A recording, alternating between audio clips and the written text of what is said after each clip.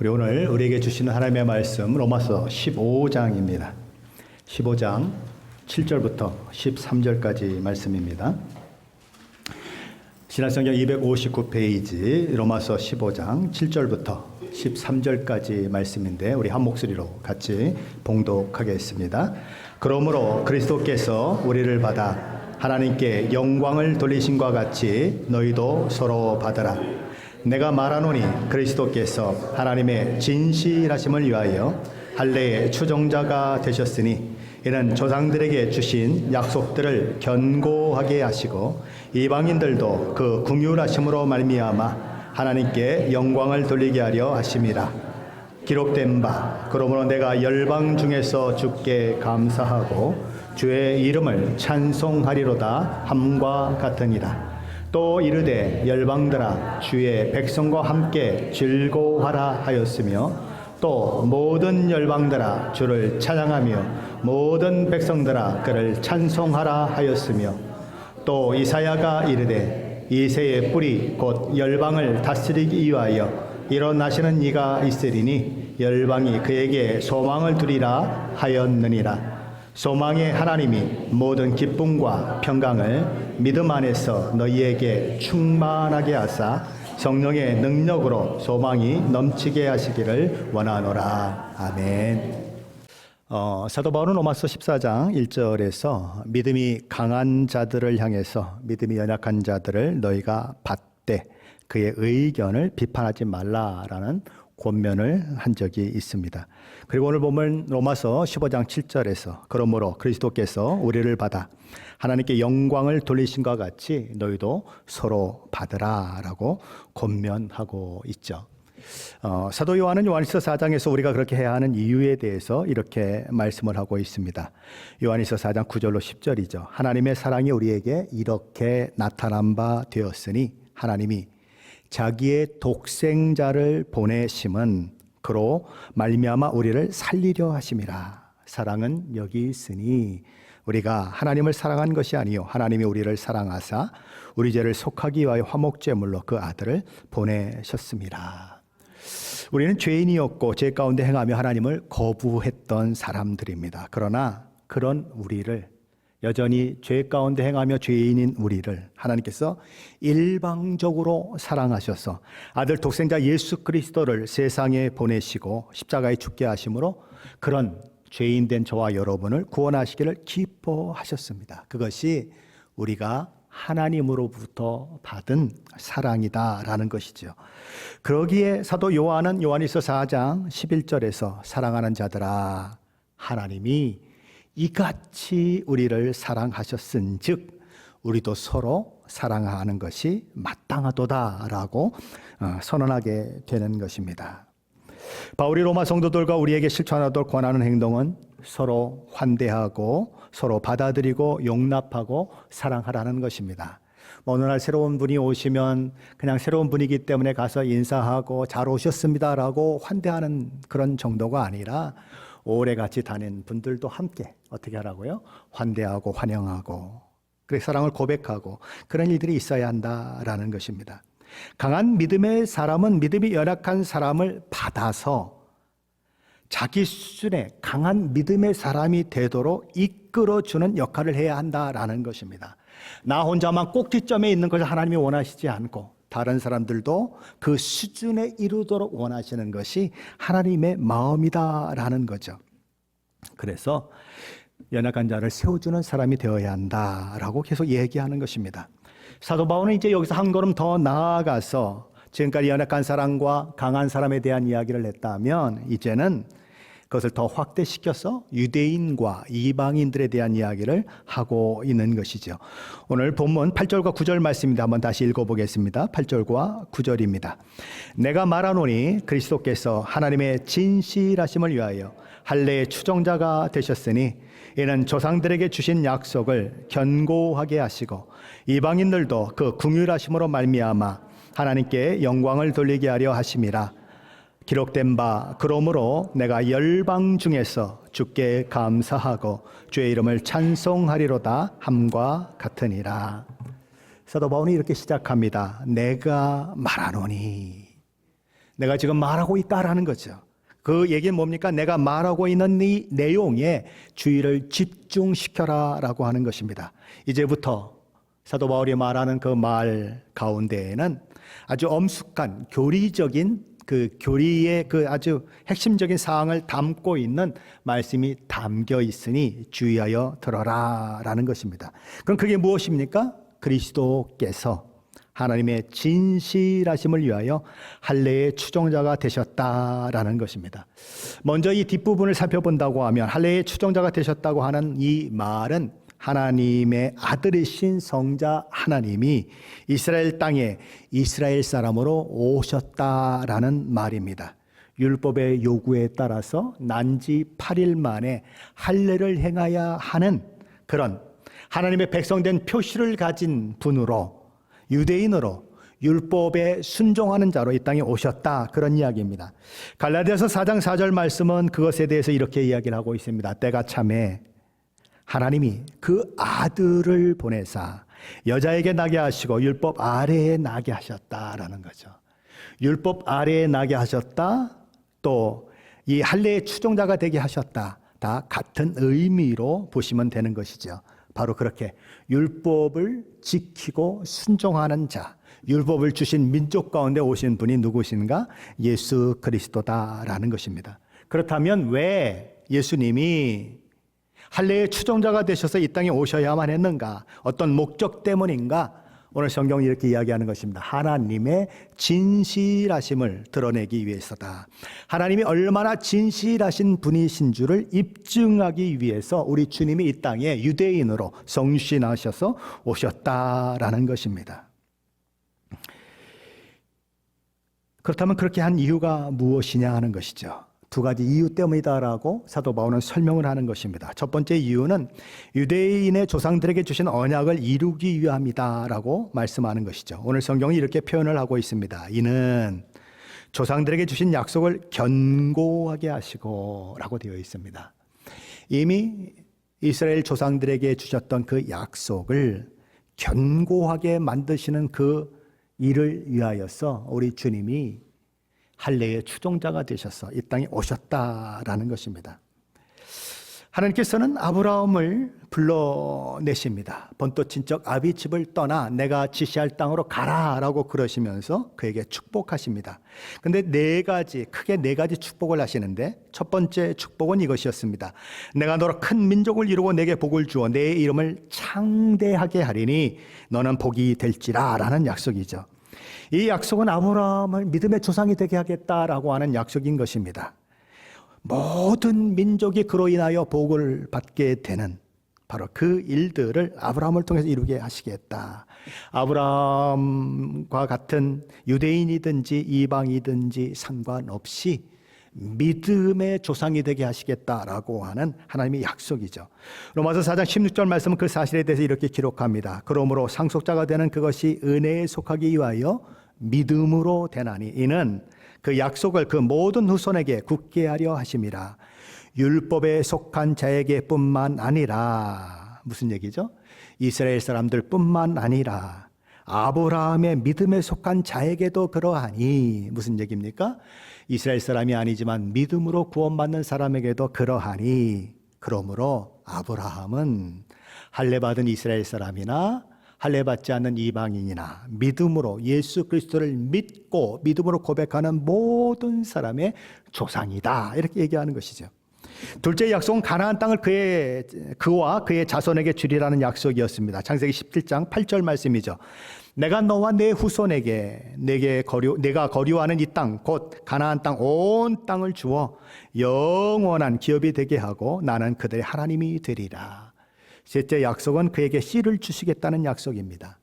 가깝게는 이삭을 주시겠다는 약속이고 멀게는 그의 후손 중에서 우리 주 예수 그리스도가 탄생하실 것에 대한 약속이죠. 넷째 약속은 그 씨로 말미암아 천하 만국이 복을 받게 될 것이다 라고 하는 약속입니다. 창세기 22장 18절 말씀이죠. 또 내 씨로 말미암아 천하 만민이 복을 받으리니 이는 내가 나의 말을 준행하였음이니라. 창세기 12장 3절이 이렇게 말씀합니다. 너를 축복하는 자에게는 내가 복을 내리고 너를 저주하는 자에게는 내가 저주하리니 땅의 모든 족속이 너로 말미암아 복을 얻을 것이라. 이 약속은 아브라함에게도 주셨지만 그의 아들 이삭에게도 주셨고 그의 손자 야곱에게도 주셨던 약속인 것입니다. 자, 그렇다면 이렇게 하나님께서 이렇게 하겠다, 이렇게 하겠다라고 약속을 하셨다면 하나님이 정말 진실하신 분임을 드러내려고 하면 이 약속이 어떻게 돼야 합니까? 이 약속이 지켜져야 하는 것이죠. 성취되어야 하는 것입니다. 이루어져야 하는 것입니다. 바로 그 일을 위해서 누가 오셨는가? 예수님이 오셨다라는 거죠. 그분이 하나님이 약속에 신실하신 분, 약속하신 것을 반드시 지키시는 거짓이 없으신 진실하신 하나님이라고 하는 것을 가장 잘 보여주기 위해서, 그것을 증거하기 위해서 이 땅에 오신 분이 누구신가? 예수 그리스도다라는 거죠. 그래서 그분을 통해서 하나님의 약속이 성취되는 것을 우리는 눈으로 보게 된다라는 것입니다. 그러면서 이제 사도 바울은 그분이 이 땅에 오신 목적을 다시 세세하게 두 가지로 정리를 하고 있는 것입니다. 첫째 목적은 8절 하반절이죠. 이는 조상들에게 주신 약속들을 견고하게 하시기 위함이다라는 것입니다. 우리 주님이 이 땅에 오심으로 이스라엘의 조상들에게 주신 약속들이, 아브라함과 이삭과 야곱에게 주셨던 약속들이 견고하게 될 수 있었다라는 것입니다. 둘째 목적은 9절 상반절이죠. 이방인들도 그 긍휼하심으로 말미암아 하나님께 영광을 돌리게 하려 하심이라. 우리 주님이 성육신 하신 사건, 그리고 이 땅 가운데 인간들과 함께 사시다가 온 인류의 죄를 지고 십자가에 죽으시고 부활하신 그 사건은 누구를 위한 것인가? 믿는 모든 사람을 위한 것이다.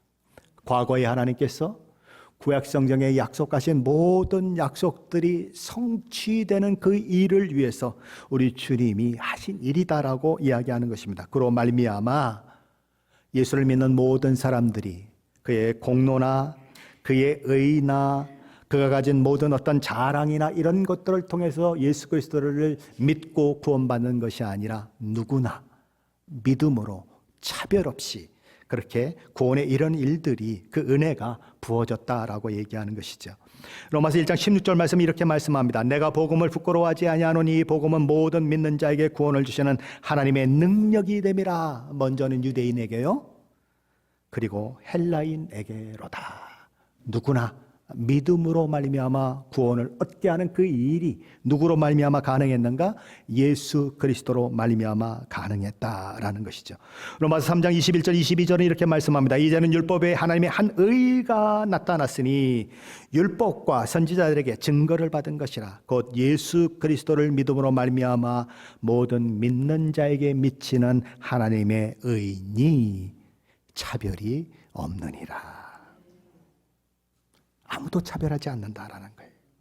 예수 복음으로 말미암아 유대인과 이방인 모두가 믿음으로 구원 얻는 그 일에 차별을 두지 않았다.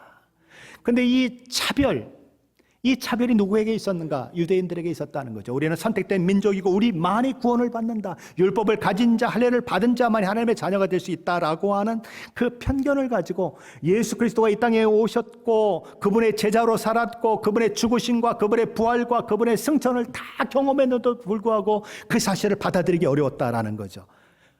성경은, 구약성경 그때부터 이방인의 구원을 선포하고 있는데 자기 의에 사로잡히고 오직 자기만을 아는 것에 사로잡힌 유대인들은 그 사실을 받아들이는 것이 너무 어려웠다는 거죠. 그 중에 한 사람이 누구였습니까? 베드로였죠. 베드로가 그래서 기도할 때 하나님께서 환상을 보이십니다. 위에서 큰 그릇이 내려오는데 그 그릇 안에는 레위기 11장에 있는, 그렇죠? 레위기 11장이 뭐죠? 11장이니까 젓가락장이죠. 젓가락장은 뭡니까? 젓가락은 먹는 데 사용하잖아요. 그냥 거기 먹는 거에 대한 게 나오는 겁니다. 부정한 음식, 부정하지 않은 음식, 이걸 얘기하는데 거기에 부정한 음식에 해당되는 그것들이 그 큰 그릇에 가득 들어있는 거예요. 유대인의 잔뼈가 굵었던 베드로로서는 쳐다보기도 혐오할 만한 그런 음식들이 거기 다 들어있는 거죠. 근데 하늘에서 소리가 들리는 거예요. 베드로야, 잡아 먹어라. 우와, 보는 것도 끔찍한데 잡아먹어라 그러니 주여 그럴 수 없나이다. 속되고 깨끗하지 아니하는 것을 내가 결코 먹지 아니하였나이다. 언제부터?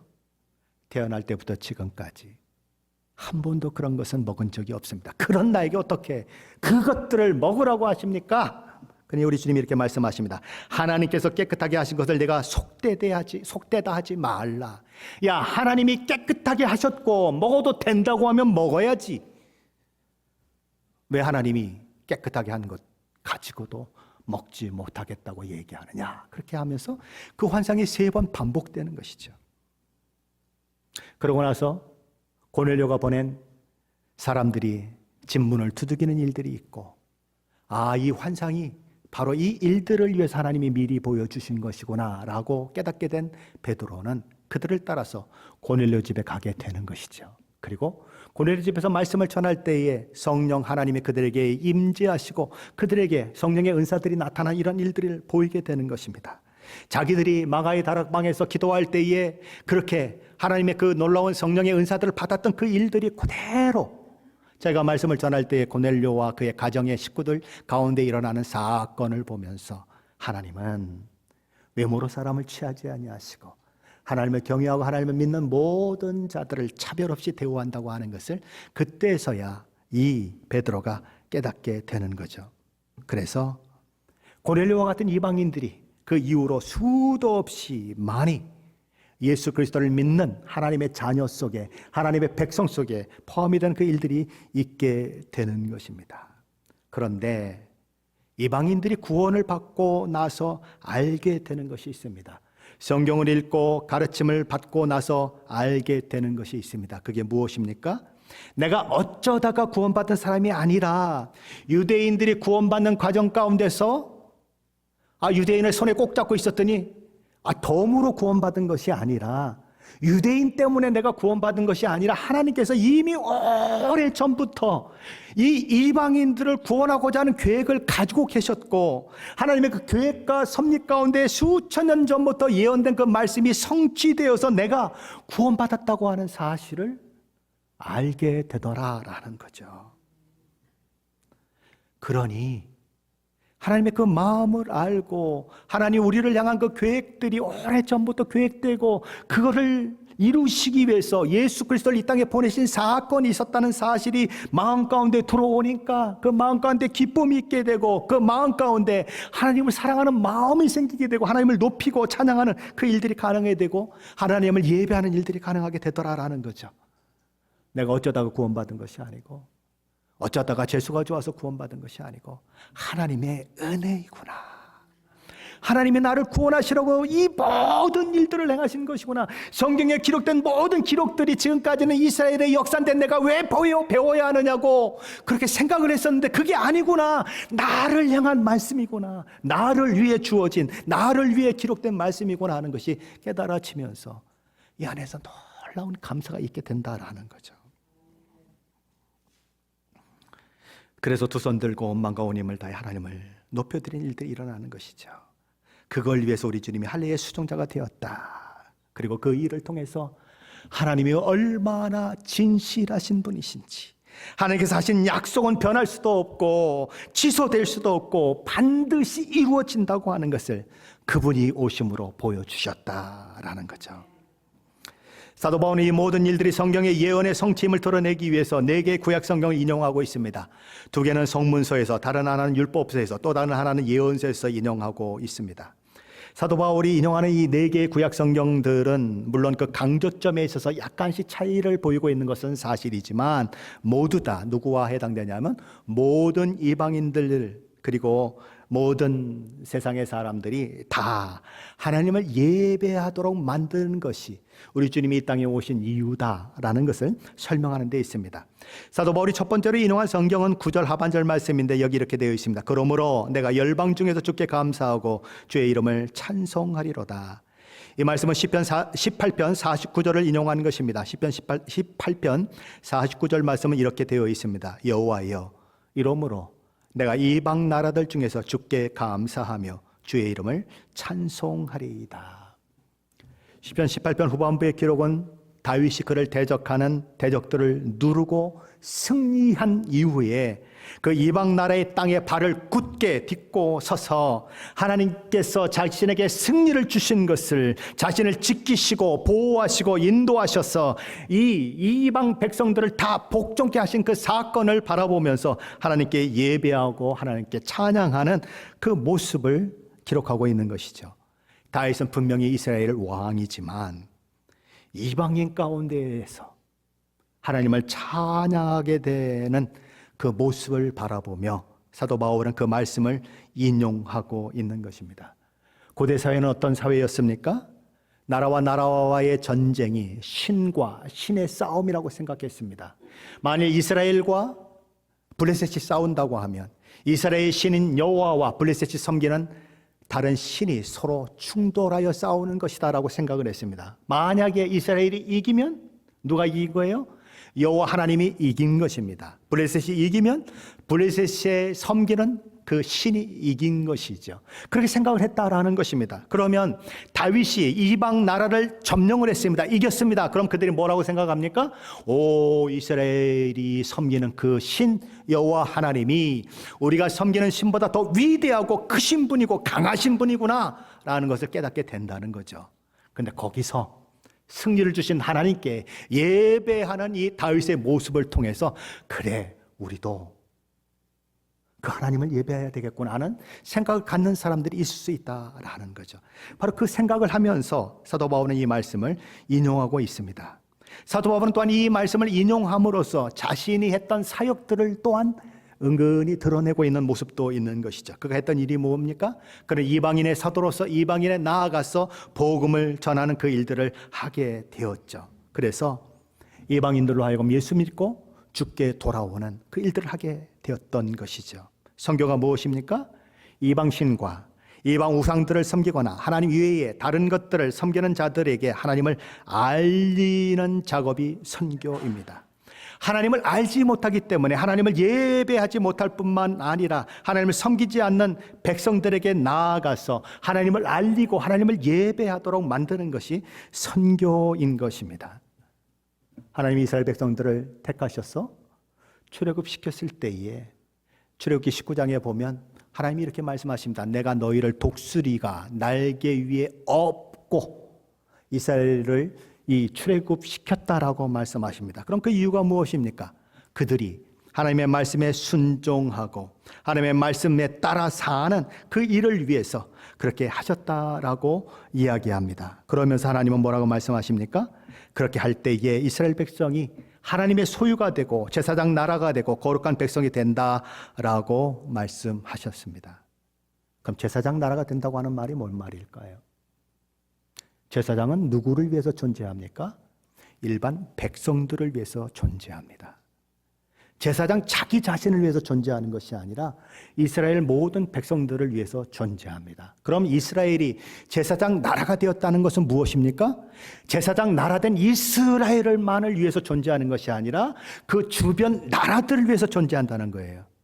그게 제사장 나라라고 하는 의미인 것입니다. 그러므로 그들은 하나님을 어떻게 섬겨야 하는지, 하나님을 어떻게 높여드려야 하는지, 하나님 앞에 어떻게 나아가야 하는지 제사장 나라로서 온 민족과 나라들 가운데 모범을 보여야 하고 그들을 하나님께 이끌어야 할 사명이 있는 사람들이에요. 그런데 그들이 그 사명을 기억하지 못했다라는 거죠. 자기에게만 집중했다. 자기가 받을 축복, 자기가 가진 믿음, 자기 의에만 집중했다. 베드로서 2장 9절은 뭐라고 얘기합니까? 그러나 너희는 택하신 족속이요 왕 같은 제사장이요 거룩한 나라요 그의 소유된 백성이니 이는 너희를 어두운 데서 불러내어 그의 기이한 빛에 들어가게 하신 이의 아름다운 덕을 선포하게 하려 하심이라. 왜 택하신 족속이 되게 하셨습니까? 왜 왕 같은 제사장이 되게 하셨습니까? 왜 거룩한 나라가 되게 하셨고 그의 소유된 백성이 되게 하셨습니까? 이는 왜냐하면 너희를 어두운 데서 불러내어 그의 기이한 빛에 들어가시게 하신 예수 그리스도 하나님, 그의 아름다운 덕을 선포하게 하려 하심이라. 그분이 내게 행하신 일이 무엇인지, 그분이 내게 어떠한 놀라운 은혜를 베푸셨는지, 그분을 믿는다고 하는 그 축복이 얼마나 대단한 것인지 어떻게 하라고요? 선포하게 하려고 하심이라. 한마디로 이야기한다면 저와 여러분이 힘써야 하는 것이 무엇인가? 예수 믿고 구원받았다면 힘써야 하는 것이 무엇인가? 하나님 복을 주십시오. 하나님 돈보따리를 위해서 그냥 내려주십시오. 마저 죽어도 좋습니다. 그게 아니고 전도하고 선교하고 하는 그 사명을 우리에게 주셨다라는 거죠.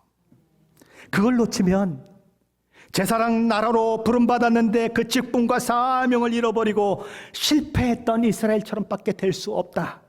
이 땅에 수많은 교회들이 있지만 선교하고 전도하지 않으면 제사장의 사명을 감당하지 못하는 자들이 될 수 있다라는 거죠. 사도 바울이 두 번째로 인용한 성경은 10절 말씀입니다. 열방들아 주의 백성들과 함께 즐거워하라. 이 말씀은 신명기 32장 43절 말씀을 인용한 성경으로서 일명 모세의 노래 속에 나오는 내용입니다. 모세는 이방인들을 향해 하나님의 백성 이스라엘과 함께 기뻐하고 즐거워하라 라고 권하고 있습니다. 모든 열방들이 흰옷을 입고 손에 종려가지를 들고 여호와 하나님 앞에 나와 구원하심이 어린 양과 그리고 우리 하나님께 있도다라고 외치는 그 일을 미리 바라보며 일들을 하고 있는 것이죠. 사도 바울이 세 번째로 인용한 성경은 11절 말씀입니다. 모든 열방들아 주를 찬양하며 모든 백성들아 그를 찬송하라. 이 말씀은 시편 117편 1절 말씀을 인용한 말씀입니다. 너희 모든 나라들아 여호와를 찬양하며 너희 모든 백성들아 그를 찬송할지어다. 네 번째로 인용한 성경은 12절입니다. 이새의 뿌리 곧 열방을 다스리기 위하여 일어나시는 이가 있으리니 열방이 그에게 소망을 두리라. 이미 오래전에 이새의 뿌리 곧 열방을 다스리기 위하여 일어날 자가 있다라고 말씀하셨다는 것이죠. 이사야서 11장 1절과 10절인데 구체적으로 10절 말씀을 인용한 것입니다. 그런데 이 이사야서 11장 1절은 이렇게 되어 있습니다. 이 새의 줄기에서 한 싹이 나며, 그런데 10절은 이렇게 되어 있습니다. 그날에 이 새의 뿌리에서 한 싹이 나며. 희한하죠? 1절에서는 이 새의 뿌리에서 줄기가 나는데 거기서 한 싹이 난다라고 이야기합니다. 이 새의 줄기에서 한 싹이 난다. 그리고 10절에서는 그날에 이 새의 뿌리에서 한 싹이 난다 이렇게 되어 있습니다. 가지에서 싹이 나는 것이 있고요, 뿌리에서 싹이 나는 거 있는데 이 두 가지 이 묘사가 한 분을 향한 것이다라고 얘기하는 것입니다. 이 새의 줄기에서 싹이 난다고 하는 것은 이 새를 통해서 예수 그리스도가 이 땅에 오신다는 거예요. 육신적으로 그의 혈통에서 오신다는 것입니다. 그런데 그분이 10절에 보면 뭐예요? 뿌리에서 싹이 난다. 누구의 뿌리에서? 이 새의 뿌리에서 싹이 난다 이렇게 되어 있거든요. 그러니까 이 땅에 오시는 예수 그리스도는 이 새보다 앞선 분이다라고 하는 걸 얘기하는 거예요. 어떻게 앞섭니까? 그분이 성자 하나님으로서 온 세상의 모든 사람들을 창조하신 창조주이기 때문에, 그렇죠? 이 새도 그 창조물 중에 하나이기 때문에 이 새의 뿌리에서 나오는 싹이다 이렇게 얘기하는 것입니다. 바로 예수 그리스도 한 분밖에는 이렇게 묘사할 분이 없는 거죠. 바로 그분에 대한 이야기를 하고 있는 것입니다. 바로 그렇게 오신 예수 그리스도, 왜 그렇게 오셨는가? 열방을 구원하기 위해서 오셨고, 모든 열방이 하나님을 찬송하고 모든 열방이 하나님께 소망을 두게 하기 위해서 오셨다라는 거죠. 그러면서 이제 오늘 본문 로마서 15장 13절 말씀을 통해서 사도 바울은 14장 1절부터 12절, 그러니까 15장 12절까지 했던 그 말씀을 마무리하면서 이제 이 로마의 성도들을 향해 축복 기도를 하게 되는 것입니다. 우리 한번 13절 말씀입니다. 한번 같이 읽어보겠습니다. 13절입니다. 소망의 하나님이 모든 기쁨과 평강을 믿음 안에서 너희에게 충만하게 하사 성령의 능력으로 소망이 넘치게 하시기를 원하노라. 예, 아멘. 사도 베드로전서 1장 3절과 4절에서 이렇게 말씀을 하고 있습니다. 우리 주 예수 그리스도의 아버지 하나님을 찬송하리로다. 그의 많으신 긍휼대로 예수 그리스도를 죽은 자 가운데서 부활하게 하심으로 말미암아 우리를 거듭나게 하사 산 소망이 있게 하시며 썩지 않고 더럽지 않고 쇠하지 아니하는 유업을 잊게 하시나니 곧 너희를 위하여 하늘에 간직하신 것이라. 죄인을 새롭게 하셔서 하나님의 자녀가 되게 하신 하나님의 목적이 어디에 있는가? 그들에게 살아있는 소망을 주기 위함이다 라고 말씀하고 있는 것이죠. 소망은 뭘까요? 구약성경에서 이 소망이라고 번역된 이 히브리어 단어들이 참으로 많이 있습니다. 제가 창세기, 출애굽기, 레위기, 민수기, 신명기, 여호수아, 사사기, 룻기, 사무엘상하, 열왕기상하, 역대상하, 에스라, 느헤미야, 또 에스더, 욥기, 시편까지 갔다가 시간이 없어서 거기서 못 갔어요. 근데 거기서 발견한 단어가 모두 몇 개냐면 하나, 둘, 셋, 넷, 다섯, 6개 단어입니다. 케셀이라고 하는 단어, 티그바, 카바, 미크베, 야할, 토에레트라고 하는 단어들이 나와요. 다 우리말로는 소망으로 번역된 단어들입니다. 자, 이 중에서 3가지만 한번 우리 소망이 가진 뜻이 무엇인지를 알기 위해서 한번 소개해 보겠습니다. 첫 번째 히브리어 단어는 케셀이라고 하는 단어인데 이 케셀의 원뜻은 내장이라는 뜻을 가지고 있습니다. 내장. 사람 뱃속에 있는 내장이 어떻게 소망이 될 수 있을까요? 내장은 겉으로 보이지 않습니다. 이 내장이 어떻게 활동해서 구체적으로 우리 몸을 지탱하는지 우리는 정확하게 잘 알지 못합니다. 물론 이렇게 과학적으로 배우고 그래서 조금은 알지만 구체적으로 이게 어떻게 역할을 하는지 자세히 알기가 쉽지 않습니다. 그런데 내 안에 내장이 있고 내가 먹으면 소화시킬 것을 알고 우리는 먹어요.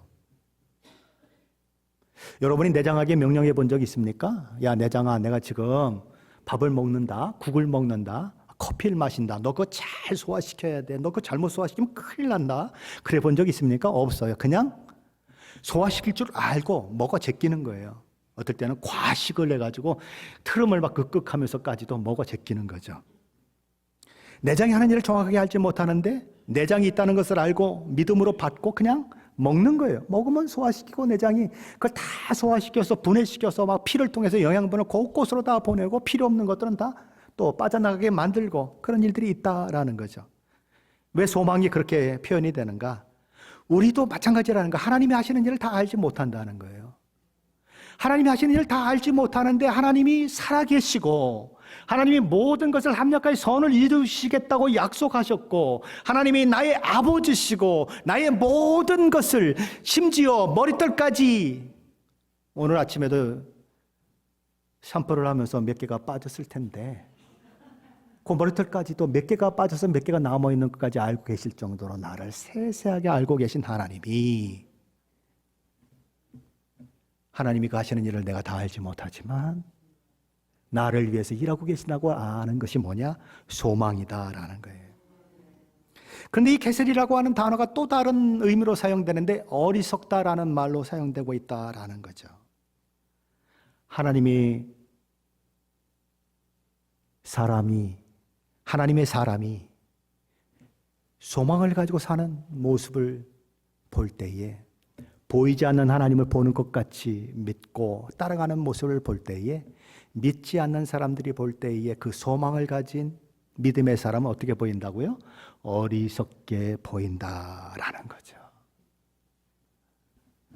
시편 119편의 저자는 이렇게 얘기합니다. 고난당하는 것이 내게 유익이 되었다. 고난당했을 때에는 내가 알지 못했던 하나님의 율법을 배우게 되었습니다. 그래서 그는 고난 가운데도 하나님을 찬양합니다. 고난 가운데도 하나님을 높여드립니다. 남들은 고난당했다고 징징 울고 하나님이 있기나 있는 거냐고 그러는데 어떤 사람은 고난 가운데서도 하나님을 찬양하고 높여드려요. 믿지 않는 사람이 보면 이건 미쳤지 이 생각밖에 안 드는 거예요. 우리에게 소망은 그런 거라는 거예요. 마음에 고통이 있고 슬픔이 있지만 눈물을 흘릴 수 있지만 그럼에도 불구하고 하나님의 소망이 내게 충만해 줘서 우는 가운데도 소망이 있고 우는 가운데도 기쁨이 있고 고통 가운데에도 즐거움이 있는 그런 것들이 있다라는 거죠. 이 소망에 대한 두 번째 히브리어 중에서 티그바라고 하는 말이 있습니다. 이 단어는 문자적으로 끈, 밧줄 이것들을 의미합니다. 끈은 뭐 하는 데 쓰입니까? 단단히 묶는 데 사용됩니다. 그 안에 있는 것들이 흐트러지지 않도록 이렇게 잘 묶는 것입니다. 그게 잘 안 묶이면 어떻게 되죠? 뭐 상자가 터지면 막 그 안에 것이 막 이리저리 막 없어지게 되죠. 소망이 그런 거라는 거예요. 소망을 가지고 있으면 내 안에 있는 것들이 그 소망으로 묶여서 함부로 막 흩어지지 않는다는 거죠. 어떤 분들은 소망이 사라졌다고 하는 그것들 때문에 어떻게 하죠? 자살하는 분들도 있잖아요. 특별히 우리 고국은 자살공화국이라고 그게 불리잖아요. 어디서 많이 자살하는가? 2023년 정부에서 나온 공식적인 그 문서를 오늘 아침에 제가 좀 살펴보니까 54% 정도가 다 집에서 자살한대. 왜요? 소망이 없기 때문에. 근데 소망으로 꽉 싸고 있으면, 소망이 나를 묶고 있으면, 내가 어려움을 당할 때, 고난을 당할 때, 슬픔을 당할 때 내 안에 있는 것들이 흐트러지지 않더라는 거죠. 단단히 묶여 있고 믿음도 묶여 있고. 그래서 하나님이 있으면 뭐 나와보라 그러고 뭐 그러고 하나님이 있으면 어떻게 내 집에 이런 일이 있느냐고 그러면서 하나님을 떠나는 것이 아니라 오히려 더 단단한 믿음의 사람이 되더라는 거죠. 그게 뭐예요? 끈으로 묶여 있는 소망이다라는 거죠. 이 소망은 또 밧줄이에요. 밧줄이 뭡니까? 배에 밧줄에 닷을 달아서 밑에다 탁 던져 놓죠. 그러면 바람이 불어도, 비가 막 몰아치고 폭풍이 불어도 이 배가 흔들리기는 하지만 떠내려가지 않는 거죠. 바로 그런 역할이 뭔가 소망이라는 것이죠. 소망을 가진 자와 소망을 가지지 않는 자는 그래서 차이가 난다라는 것입니다. 믿음이 무엇입니까? 믿음은 하나님을 바라보는 것입니다. 하나님을 바라보면 무엇이 생길까요? 소망이 생긴다는 것입니다. 그래서 오늘 성경은 하나님을 소망의 하나님이다라고 부르고 있는 거예요. 소망을 가리키는 세 번째 단어는 카바라고 하는 단어입니다. 카바는 기다리다, 함께 묵다라는 의미를 가지고 있습니다. 어려운 가운데에도 소망을 가진 자는 기다릴 수 있다라는 것이죠. 과거에 페루에서 탄광에 묻혔던 사람들이 있었죠. 그래서 뭐 수십일 동안, 제가 알기로 한 70일 정도를 그렇게 거기 갇혀 있는데 그들이 어떻게 거기서 살아나올 수 있었을까? 작은 구멍을 뚫어서 거기에 줄을 매달고 거기에 쪽지를 보내는 거예요. 계속. 뭐라고 쪽지를 보내요? 내가 여러분이 있는 곳을 알고 있고 여러분을 구출하려고 불철주야에 지금 밖에서 노력하고 있습니다. 또 보내고 또 보내고 또 보내고. 뭘 보내요? 희망의 메시지를, 소망의 메시지를 보내는 거예요. 그러니까 그 안에 있는 사람들이 배도 고프고 뭐 힘들고 그런데 그 소망의 메시지를 보고 기다리는 거예요. 그걸 견뎌내는 거예요. 그래서 그것이 그들이 다 구원받고 그것이 막 세계에 막 신문에 방송에 막 화제됐던 시절이 있었어요. 뭐 때문에? 소망 때문에.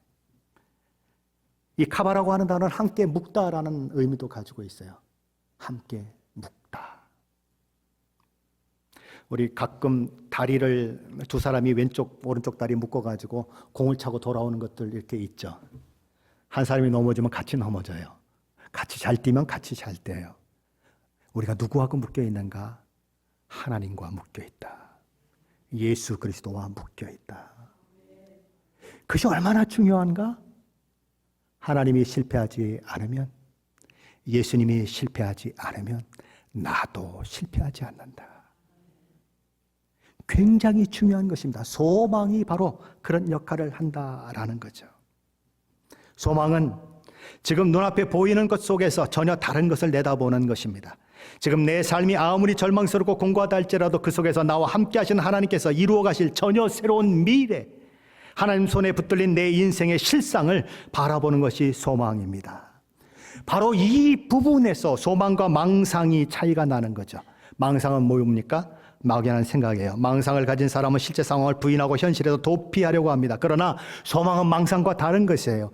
믿음에서 비롯되기 때문에 바른 소망을 가진 사람은 그 소망이 이루어질 것을 믿고 오늘 하루를 멋지게 살아낼 수 있다라는 것입니다.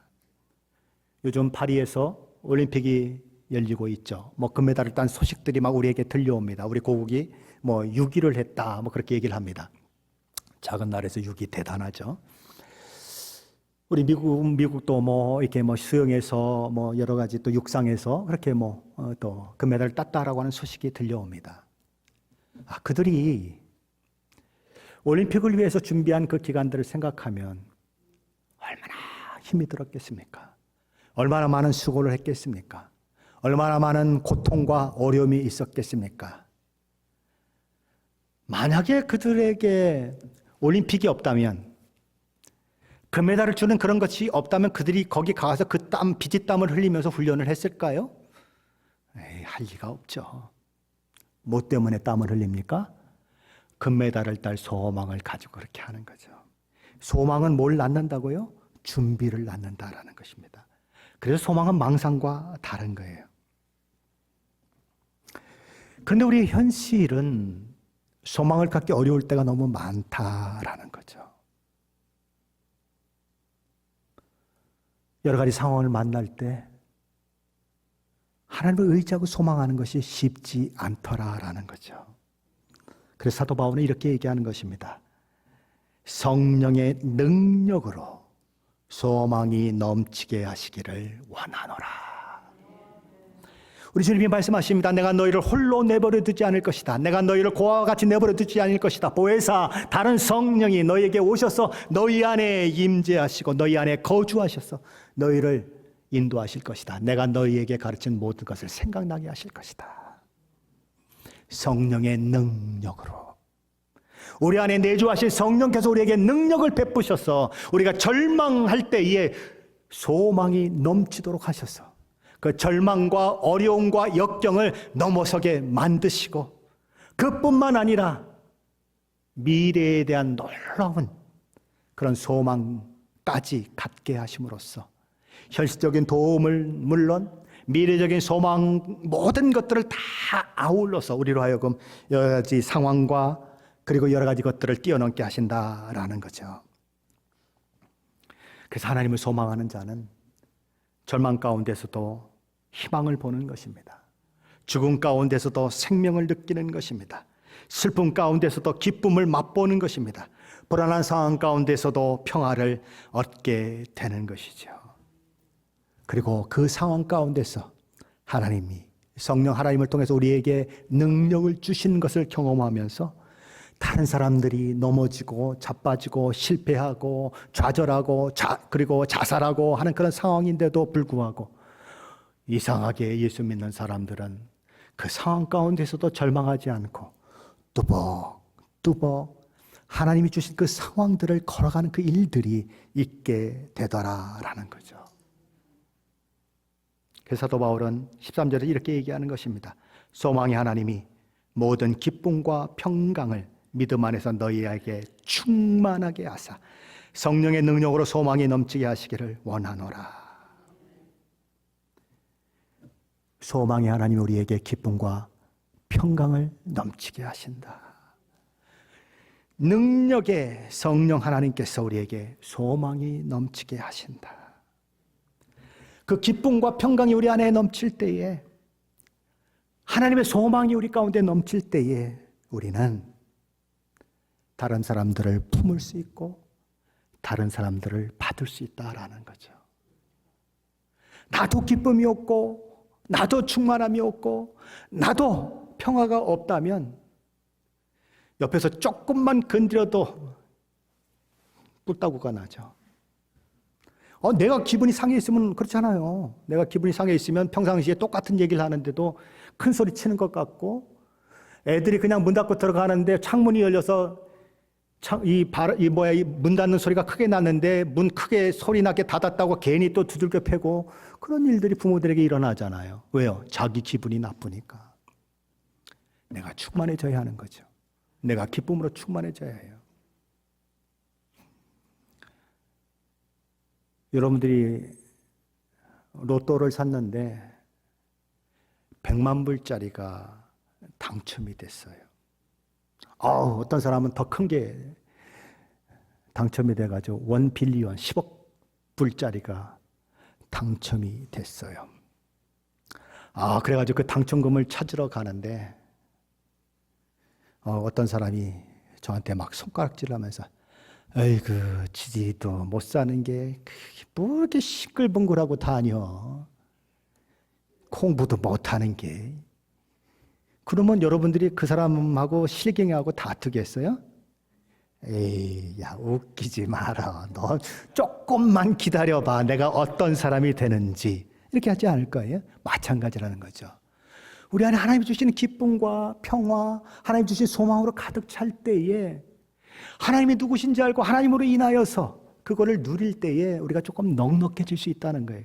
다른 사람을 받아줄 수 있는 마음이 생긴다는 거예요.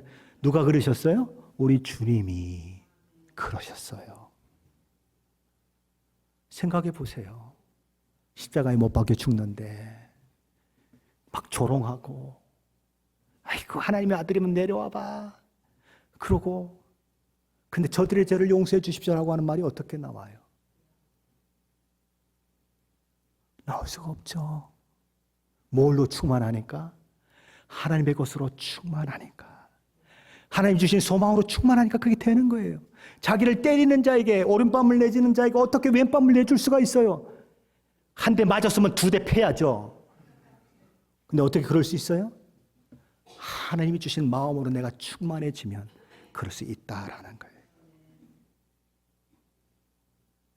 저 여러분이 성령의 능력으로 소망이 넘쳐나고 소망이 하나님이 주시는 기쁨과 평안으로 넘쳐나셔서 조금 더 넉넉해질 수 있는 사람들.